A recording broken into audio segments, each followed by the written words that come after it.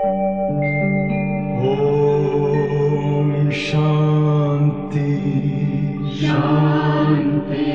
ओम शांति शांति। अंतर मन में ज्योति जगा लो, होगा दूर। साकार मुरली सुनेंगे। आज की मुरली के मुख्य पॉइंट्स।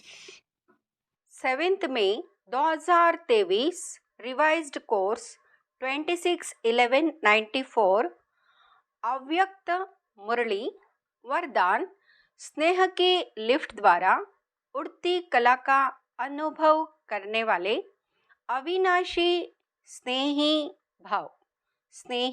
भाव मेहनत से मुक्त होने के लिए बाप के स्नेही बनो। यह अविनाशी स्नेह ही अविनाशी लिफ्ट बन उड़ती कला का अनुभव कराता है।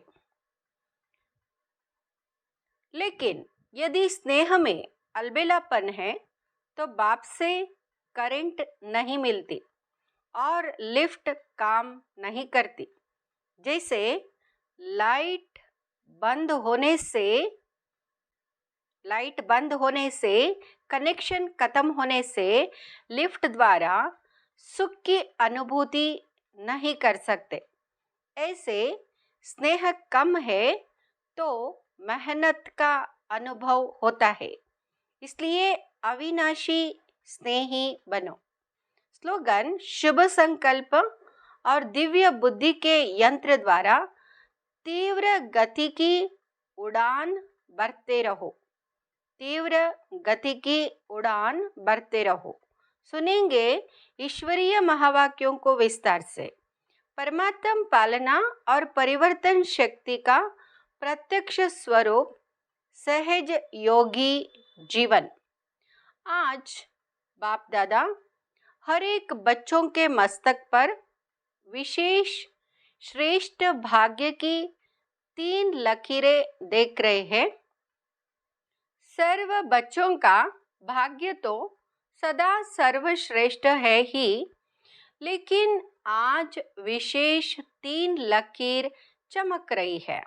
एक है परमात्म पालना के भाग्य की लकीर और दूसरी है बेहद के ऊंचे ते ऊंचे पढ़ाई के भाग्य की लकीर।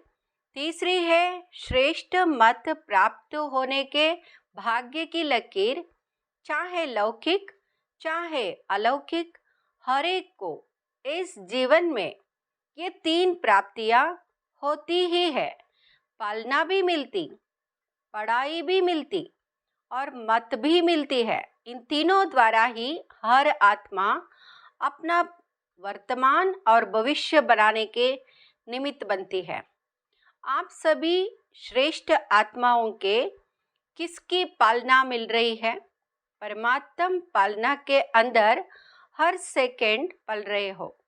जैसे परम आत्मा ऊंचे ते ऊंचे है तो परमात्म पालना भी कितनी श्रेष्ठ है। और इस परमात्म पालना के पात्र कौन बने हैं और कितने बने हैं? सारे विश्व की आत्माएं बाप कहती है, लेकिन पालना और पढ़ाई के पात्र नहीं बनती है। अगर आप कितनी थोड़ी सी आत्माएं इस भाग्य के पात्र बनती हो, सारे कल्प में यही थोड़ा सा समय परमात्म पालना मिलती है। दैवी पालना, मानव पालना, ये तो अनेक जन्म मिलती है, लेकिन ये श्रेष्ठ पालना अब नहीं तो कब नहीं। ऐसे श्रेष्ठ भाग्य की श्रेष्ठ लकीर सदा अपने मस्तक में चमकते हुए अनुभव करते हो। कोई भी प्राप्ति सदा करना चाहते हो या कभी कभी करना चाहते हो, तो प्राप्ति का पुरुषार्थ भी सदा चाहिए या कभी कभी चाहिए, और सदा तीव्र चाहिए या कभी साधारण, कभी तीव्र। प्रैक्टिकल क्या है?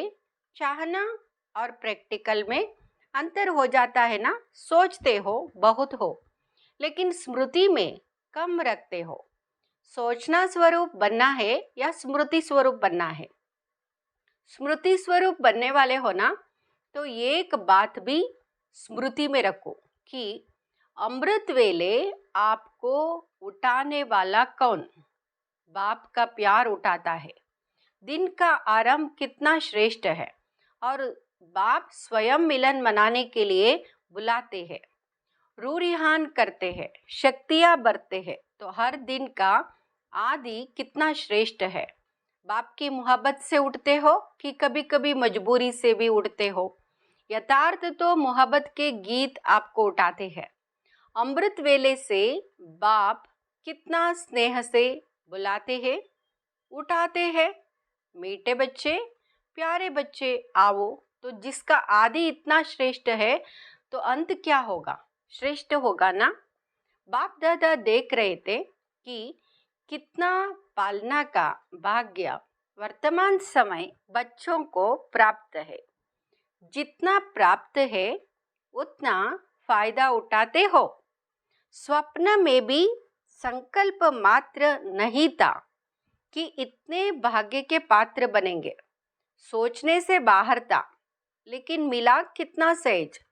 बाप के प्यार की पालना का प्रैक्टिकल स्वरूप ही है सहज योगी जीवन।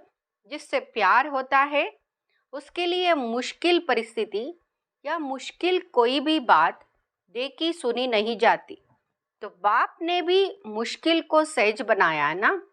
सदा सहज है, सदा ही पुरुषार्थ की गति तीव्र हो। आज बहुत अच्छा पुरुषार्थ है और कल थोड़ी परसेंटेज कम हो गई, तो क्या सदा सहज कहेंगे? सदा मुश्किल कौन बनाते हैं? स्वयं ही बनाते हो ना। कारण क्या? सोचने की तो आदत है, लेकिन स्मृति स्वरूप के संस्कार कभी इमर्ज रखते हो, कभी मर्ज हो जाते हैं। क्योंकि स्मृति स्वरूप सो समर्थ स्वरूप। सोचना या समर्थी स्वरूप नहीं है, स्मृति समर्थी है। विस्मृति में क्यों आ जाते हो? आदत से मजबूर हो जाते हो। अगर मजबूत नहीं तो मजबूर हो जाएंगे। जहाँ मजबूत है वहाँ मजबूरी नहीं है। जब ओरिजिनल आदत विस्मृति की नहीं है, आदि में स्मृति स्वरूप प्रारब्ध प्राप्त करने वाली देवात्माएं हो। योग लगाने का पुरुषार्थ नहीं करते, लेकिन स्मृति स्वरूप का प्रारब्ध प्राप्त करते हो। तो आदि में भी स्मृति स्वरूप का प्रत्यक्ष जीवन है। और अनादि आत्मा जब आप परमधाम से आई, तो आप विशेष आत्माओं के संस्कार स्वतः ही स्मृति स्वरूप है। और अंत में संगम पर भी स्मृति स्वरूप बनते हो ना। तो अनादि, आदि और अंत तीनों ही काल स्मृति स्वरूप है। विस्मृति तो बीच में आई, तो आदि अनादि स्वरूप सहज होना चाहिए या मध्य का स्वरूप। सोचते हो कि हाँ मैं आत्मा हूँ, लेकिन स्मृति स्वरूप हो। चलना, बोलना, देखना, उसमें अंतर पड़ जाता है। परमात्म पालना की अधिकारी आत्माएं है। बाप दादा चार्ट चेक करते हैं, तो लकीर कभी ऊंची कभी नीची होती है, कभी कोई दाग होता है, कभी जीवन के कागज में कोई दाग नहीं भी होता है, और कोई समय दाग ही दाग, एक पीछे दूसरा, दूसरे के पीछे तीसरा दाग ही नजर आते हैं। क्यों? एक तो गलती हो जाती है, लेकिन गलती होने के बाद भी उसी गलती को सोचते रहते हो। क्यों? क्या? कैसे? ऐसे नहीं वैसे? कोई रूप से बात को छोड़ते नहीं हो। बात आपको छोड़कर चली जाती है, लेकिन आप बात को नहीं छोड़ते हो। जितना समय सोचने स्वरूप बनते हो, यथार्थ स्मृति स्वरूप नहीं बनते हो, तो दाग के ऊपर दाग लगते जाते हैं। पेपर का टाइम कम होता है, लेकिन व्यर्थ सोचने का संस्कार होने के कारण पेपर का टाइम बढ़ा लेते हो। सेकंड पूरा हुआ और निर्विकल्प स्थिति बन जाए, यह संस्कार इमर्ज करो। निर्विकल्प बनना आता है ना? अपने श्रेष्ठ भाग्य को स्मृति में लाकर सदा हर्षित रहो। अपने परमात्म पालना को सदा बार बार स्मृति में लाओ। सुनना भी आता है, सोचना भी आता है, लेकिन फर्क क्या पड़ जाता है? बाप दादा बच्चों का खेल देखते, सारे दिन में क्या क्या खेल करते हो, ये रात्रि को चेक करते हो ना। माया के खिलौने बड़े आकर्षण वाले हैं, तो उन खिलौनों से खेलने लग जाते हो। तो बहुत प्यार से माया खेल कराती है, और खेल कराते कराते जब हार खिलाती है तब होश में आते हैं। मेजॉरिटी में एक विशेष शक्ति की कमी रह जाती है। कभी बहुत अच्छे चलते हो, कभी चलते हो, कभी उड़ते हो, आगे बढ़ते हो, लेकिन फिर नीचे क्यों आ जाते हो? इसका विशेष कारण क्या? परिवर्तन शक्ति की कमजोरी है। समझते भी हो कि ये यथार्थ नहीं है, लेकिन परिवर्तित होने की कमी हो जाती है। ब्राह्मण जीवन में परिवर्तन में आ गए। अब कोई कहेंगे कि मैं ब्राह्मण नहीं हूँ। सभी अपने को बीके लिखते हो ना, हम ब्राह्मण हैं, यह समझते हो ना? ब्राह्मण जीवन में जो परीक्षाएं आती है, उसमें परिवर्तन करने की शक्ति आवश्यक होती है। जब व्यर्थ संकल्प चलते हैं तो समझते भी हो कि ये व्यर्थ है, लेकिन व्यर्थ संकल्पों का बहाव इतना तेज होता है जो अपने तरफ खींचता जाता है। जैसे नदी का व सागर का बहुत फोर्स होता है, तो कितना भी अपने को रोकने की कोशिश करते हैं, लेकिन फिर भी बहते जाते हैं। समझते भी हो, सोचते भी हो कि ये ठीक नहीं है, इससे नुकसान है, फिर भी बहाव में बह जाते हो। इसका कारण क्या? परिवर्तन शक्ति की कमी। पहला विशेष परिवर्तन है स्वरूप का परिवर्तन। मैं शरीर नहीं, लेकिन आत्मा हूँ, यह स्वरूप का परिवर्तन है। यह आदि परिवर्तन है, इसमें भी चेक करो। तो जब देहभान का फोर्स होता है तो आत्मा अभिमान के स्वरूप में टिक सकते हो या बह जाते हो। अगर सेकंड में परिवर्तन शक्ति कम हो जाती है तो समय संकल्प कितने बच जाते? वेस्ट के वेस्ट में जमा हो जाते। पहली परिवर्तन शक्ति है स्वरूप का परिवर्तन और स्वभाव का परिवर्तन। पुराना स्वभाव पुरुषार्थी जीवन में धोखा देता है। समझते भी हो कि यह मेरा स्वभाव यथार्थ नहीं है, और यह स्वभाव समय प्रति समय धोखा भी देता है, यह भी समझते हो, लेकिन फिर भी स्वभाव के वश हो जाते हो। फिर अपने बचाव के लिए कहते हो कि मेरा भाव नहीं था, मेरा स्वभाव ऐसा है, मैं चाहता या चाहती नहीं हूँ, लेकिन मेरा स्वभाव है। ब्राह्मण बन गए तो जन्म बदल गया, संबंध बदल गया, माँ बाप बदल गए, परिवार बदल गया, लेकिन स्वभाव नहीं बदला। फिर रायल शब्द कहते कि मेरी नेचर है। तो पहली कमजोरी स्वरूप का परिवर्तन, दूसरा स्वभाव का परिवर्तन, तीसरा संकल्प का परिवर्तन, सेकंड में व्यर्थ को समर्थ में परिवर्तन करो। कई समझते हैं बस आधा घंटे का तूफान था, आधा घंटा 15 मिनट चला, लेकिन आधा घंटा व 15 मिनट की कमजोरी संस्कार बना देती है ना। जिस शरीर में अगर कोई बार बार कमजोर होता रहे तो सदा के लिए कमजोर बन जाते। तो 15 मिनट कोई कम नहीं है। संगम युग का एक एक सेकेंड वर्षों के समान है। तो ऐसे अलबेले नहीं बनो। बल थोड़ा ही चला, लेकिन गवाए कितना? जब कदम में कदम कहते हो तो 15 मिनट में कितने कदम उठेंगे और कितने कदम गवाए? जमा में तो हिसाब अच्छा रखते हो कि कदम में कदम जमा हो गया, लेकिन गवाने का भी तो हिसाब रखो। तो ना चाहते हुए भी संस्कार खींचते हैं। जो भी बात बार बार होती वो संस्कार रूप में भर जाती है। तो संकल्प परिवर्तन करो, सिर्फ सोचते नहीं रहो। करना नहीं चाहिए, हो गया, क्या करूं, नहीं, सोचो और करके दिखाओ।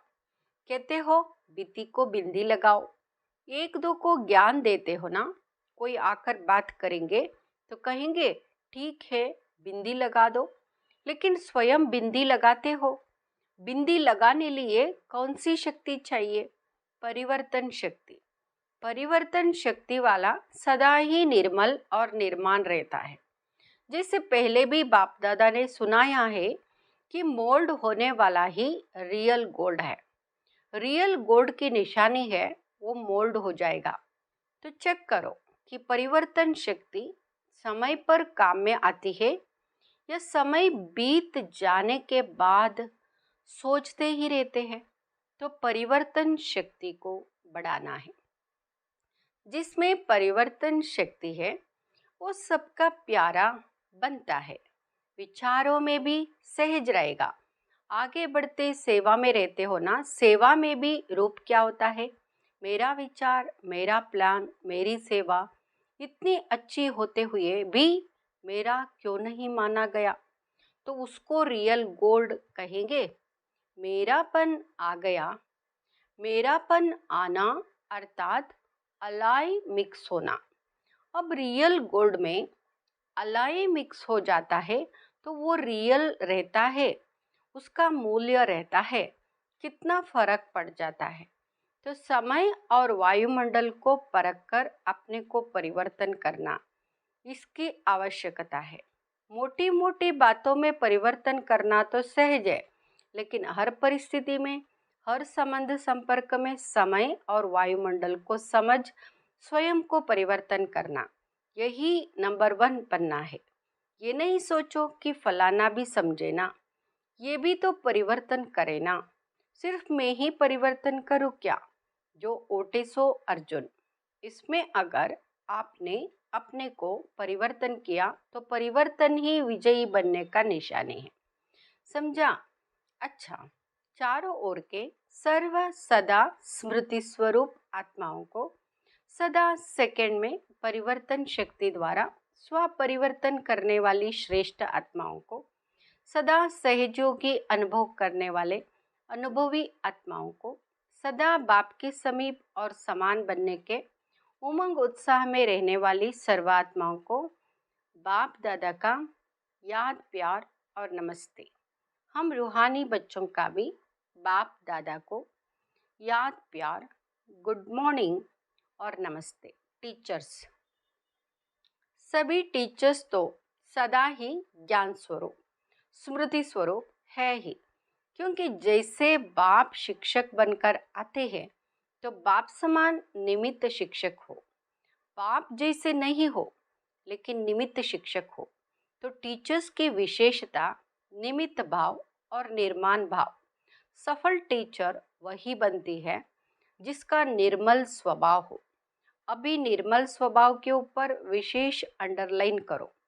कुछ भी हो जाए लेकिन अपना स्वभाव सदा निर्मल रहे। यही निर्मल स्वभाव निर्माणता की निशानी है। तो अंडरलाइन करो, निर्मल स्वभाव, बिल्कुल शीतल।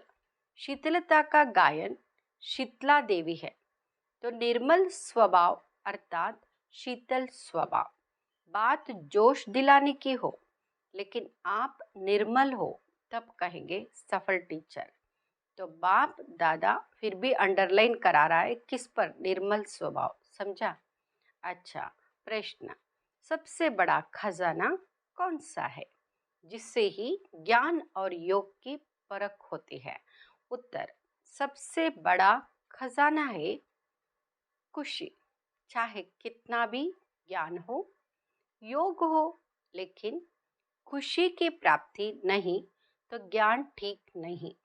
कोई भी परिस्थिति आ जाए, खुशी गायब नहीं हो सकती। अविनाशी बाप का अविनाशी खजाना मिला है, इसलिए खुशी कभी गायब नहीं हो सकती।